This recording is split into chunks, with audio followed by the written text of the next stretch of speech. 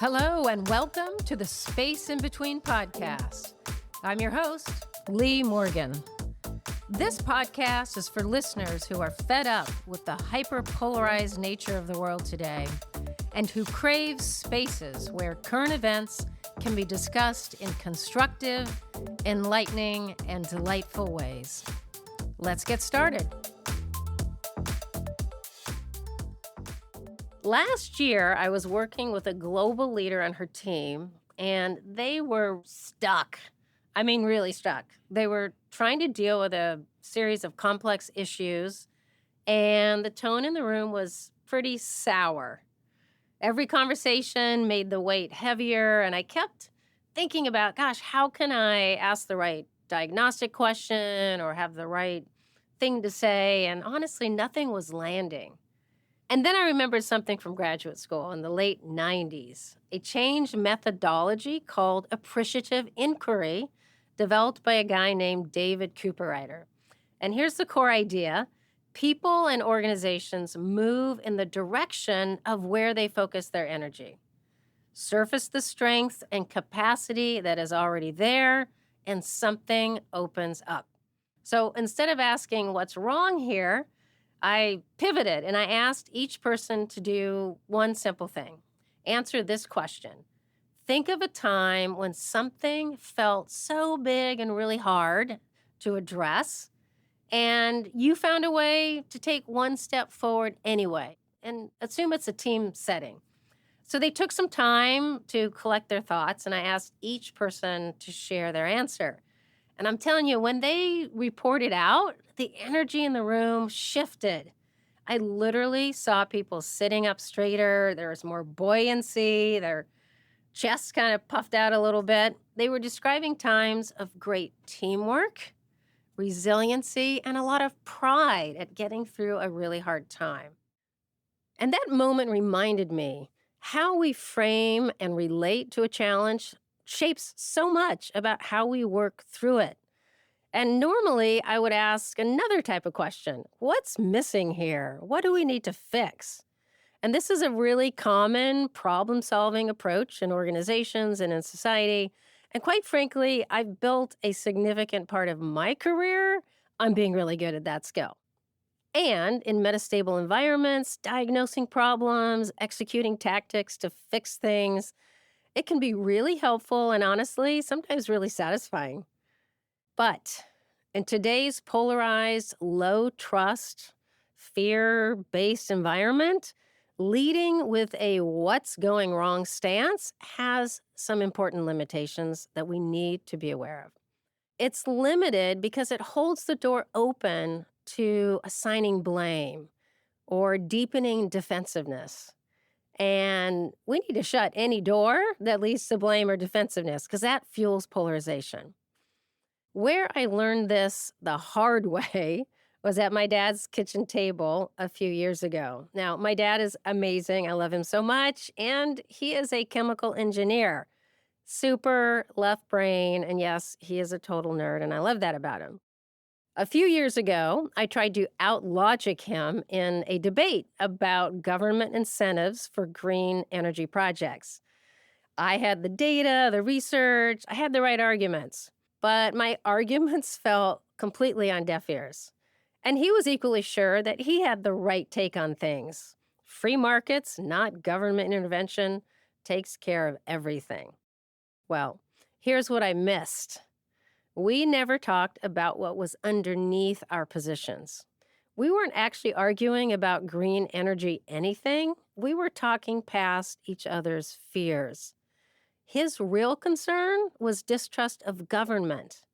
Mine was that unregulated markets amplified inequality. And so that's what a purely fix-it approach misses.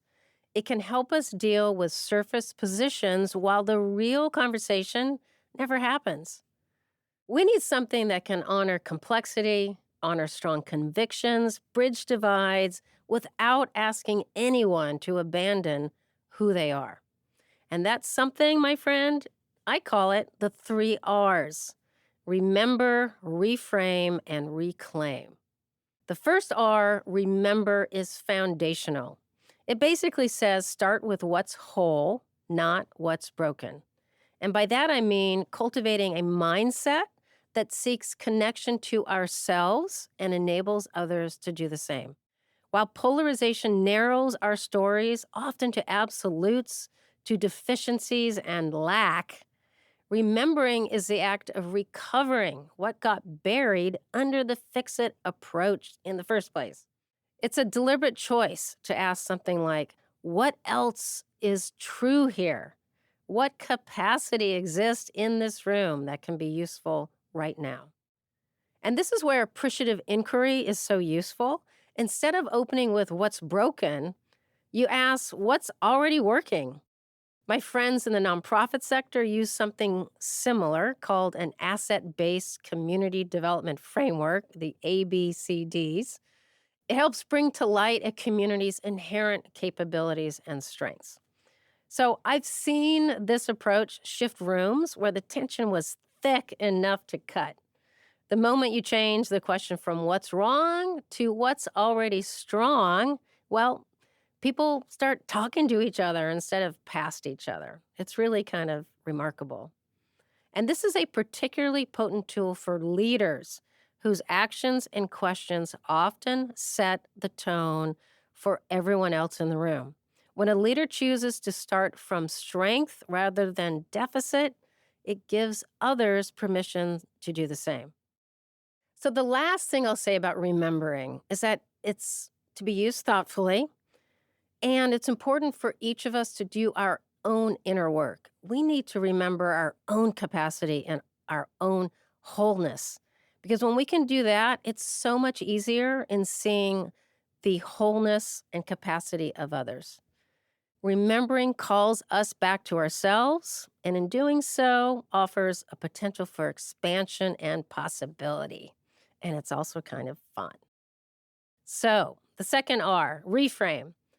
Reframe actually calls us to shift perspective from a dominant fix it place to something much more generative. From what's wrong with them to what does each of us most want to see manifest. Remember surfaces what's whole. Reframe changes the question that we're living inside. My dad's conversation is the clearest example I have of what reframing makes possible and what we lost by not doing it back in that conversation. I wish I could have reframed at that time, but I didn't. In fact, I guess I can go back to him now. But instead of making arguments, I wish I would have asked my dad, what does a good outcome actually look like to you?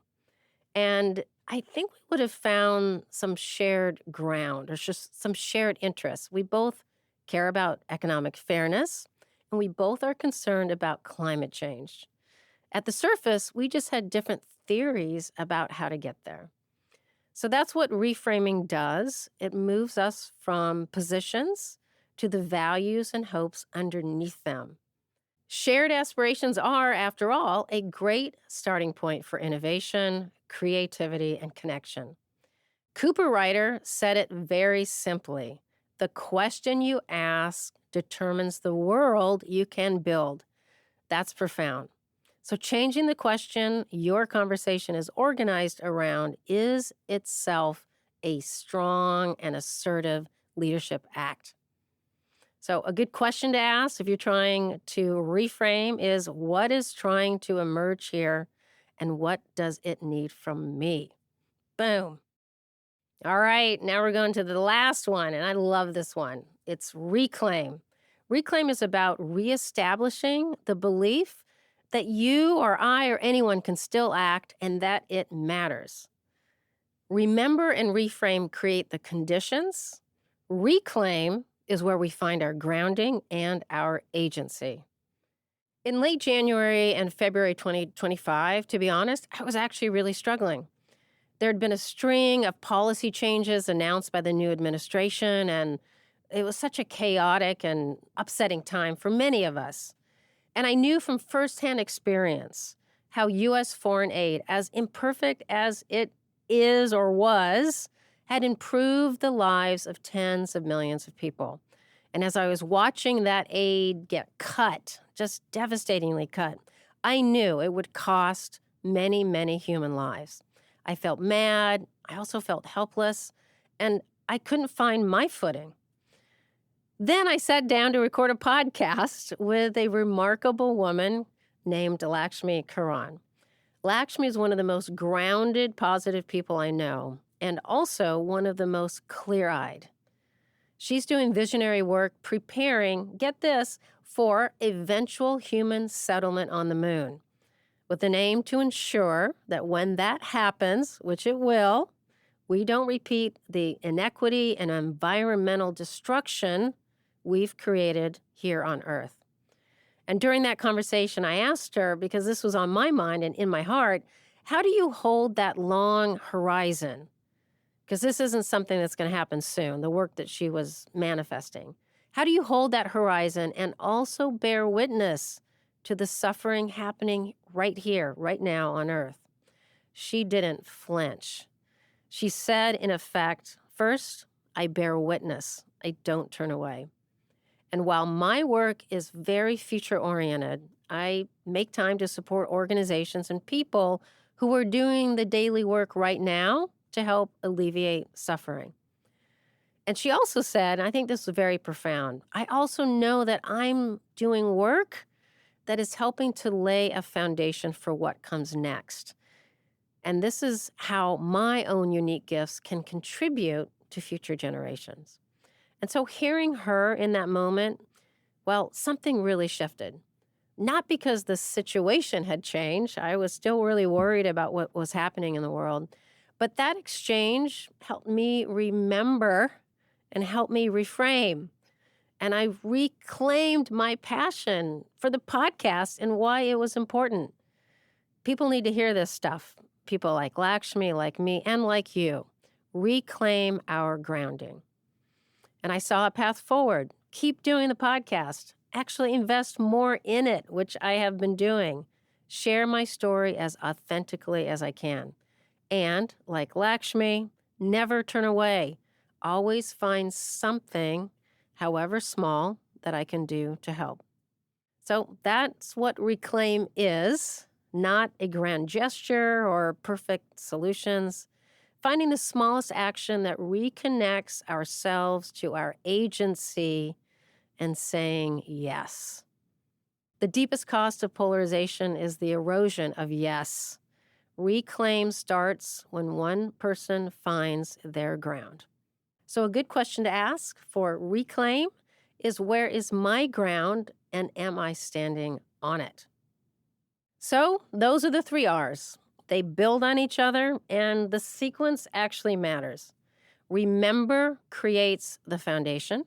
Reframe changes the question, and Reclaim restores the belief that action is still possible. Together, they don't ask people to give up who they are. They ask people to remember who they are at their best and act from there.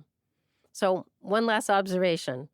In chaotic, uncertain times, our instinct is to reach for what's familiar. That instinct is understandable. I do it myself, and sometimes it's the right thing to do. But this sometime is a little different, and I'm going to ask you to join me in trying something new. Give the 3 R's a whirl. And you just might be surprised, like I have been, about what can open up. Remember what's already whole, reframe what's possible, and reclaim agency to act on what really matters to you. So that's a wrap, and I want to thank you for spending time with me in the space in between today. Please, if you like the show, go leave a review or share it with a friend or a colleague, and also check out the show notes. I'm going to put a few links in there and some questions if you want to try out the 3 R's.